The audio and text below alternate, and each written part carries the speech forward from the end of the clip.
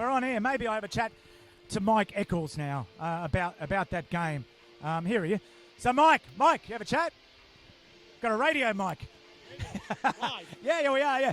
Mike, first half, you just couldn't defuse a couple of kicks, and it must have been disappointing because you were going well to start the game, and just a couple of mistakes in the air, really. Yeah, I think we both had our attack disrupted. Obviously, they had one in the half and only had one half. And obviously, we had young Jensen Binks in there. We had to adjust kind of this week about what we're doing, losing Polselli. And we knew that points wouldn't be easy to come by, and they defended us really well. But I just thought we were outstanding. And yeah, we dominated territory, field position. I was pretty happy with our physicality and our energy. And then we conceded 2 really soft tries off kicks. Outside of that, I thought it was 4 tries to 2. It was a hell of a tough game. They're fighting to get in the playoffs. We're fighting to get the bottom 4. It was always going to be a bit of a war of attrition, really. Were you worried early when you couldn't convert those opportunities? No, I actually said I had to give calm messages because it wasn't effort or anything like that was the reason we were behind. So we just had to adjust a few more things on the fly in terms of what we were doing with the ball.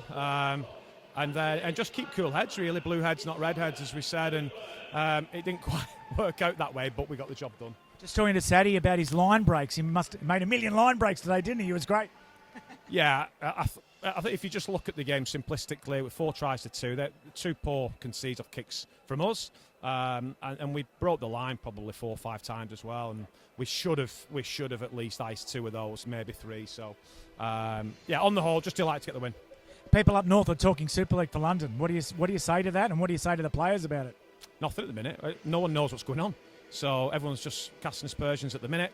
You know my thoughts on London. I am reading comments about you've got to have to look at the table now and do it on that. Well, we're in the position we are right now because they didn't do it that way. So that would be the most short-termism thing I've ever heard in my life. So we've got to stop thinking short-term. Absolutely. It's not about who's at the top right now. It's about how we're going to best develop the game that needs to be done. We nearly died.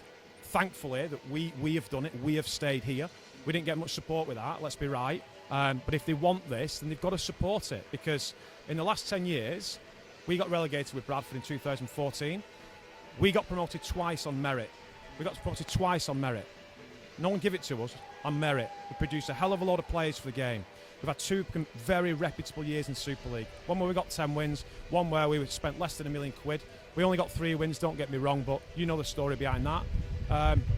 This is ready to go, isn't it? So, it's always been ready to go. Yeah, we need a lot of work, but in terms of London in Super League and London being a focal point, yeah, it's got to be there. If you get in through the new panel that's being appointed, you'll take it? Honestly, who'll be on the panel, I absolutely no idea. They've got to make the right decisions for the game, and you know my thoughts on that. London should always be central to improving the game.